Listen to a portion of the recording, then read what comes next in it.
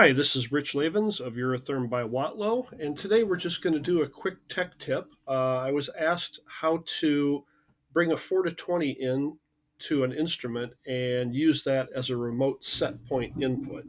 So this is on a 3504, but really the EPC 3000 series and nanodac would be very similar. So what I need to do first is identify my terminal wiring. So up here, I'm already in my access mode. So I'm going to go to terminal wiring, and I can see here I have a sensor input. I usually use this VI, V plus, V minus as my control thermocouple. On this particular instrument, I have some other inputs. So input here, input here, input here, and input here. So I want to use this one, and there's two places you can set this up, so I'm going to show you both. Down here, it says I've got an analog input. What do I want to have that set for? So you have thermocouple, pyrometer, volts, milliamps, so forth. So I've got it set up for milliamps, and you can see if I change that to a thermocouple, my symbol here changes along with it. So that's one way to identify what you're looking at. So set that for milliamps, and you'll see it's got a little shunt resistor across there. In the Eurotherm world, when we're bringing 4 to 20 milliamps into an instrument, there's a 2.49 ohm shunt resistor you put across this terminal. That should be in the box with the controller, so don't throw away the little baggie because you will have thrown away the resistor. Anyway, so I want to hook this to module 1. So we're going to go to our graphical wiring, and I'm going to pull module 1 onto the screen. So how I'm going to do this is just come over here. These folders may be collapsed. So under I/O, here's the modules. Module 1. Bring that up a little bit.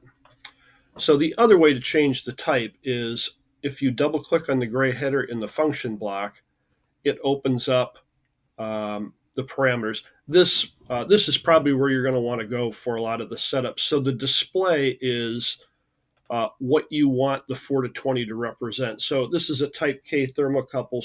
So maybe 1,000 degrees on the high end, and we'll just leave it 0. And that is represented by 20 milliamps and 4 milliamps. So when I have a 4 milliamp input, it will put out a 0 degree signal. When I'm at 20 milliamps, it'll put out 1,000 degree signal. So that's the setup there. And you can have decimal points and stuff up here too. Linearization type, not really important on this one because we're not using the thermocouple, but I usually change that to linear just to be consistent. So now we come back to our graphical wiring, and what I would do is take my process value input, double click, or just click once there, and I'm going to bring that up to set point 2. So now we've wired our remote set point to set point 2.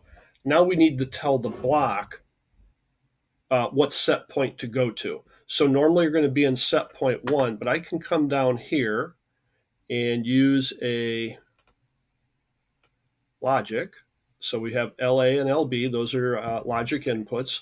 So in this case, this is a real world signal wired to the back of the instrument. I'll show you that.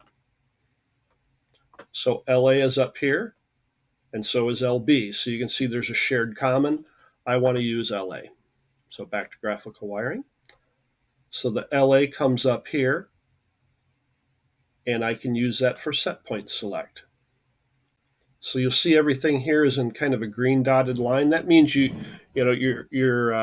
dragging blocks and stuff out there, but in the Eurotherm world, these aren't actually wired to the instrument until you hit this box up here, which is download wiring to instrument. So I'm going to hit that. You're going to see these green dotted lines change to a solid black. That means it was successfully sent down to the instrument. So what's going to happen here is, in the loop block, if I go to my set point, we can set up some limits here, but here's the set point select. So it's wired there. So if there is no signal, you're going to go in set point 1. If this is true, so a binary 1, Then we're going to switch to set point 2. Oops, wrong block.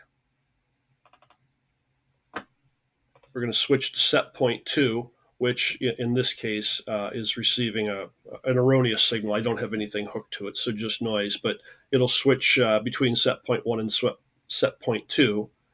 And set point 2 is tied to the analog module, so it'll be receiving the 4 to 20. So hope that maybe clears it up a little bit, but drop us an email or give us a call if need be, and we will be happy to help. Thanks for your time. Bye.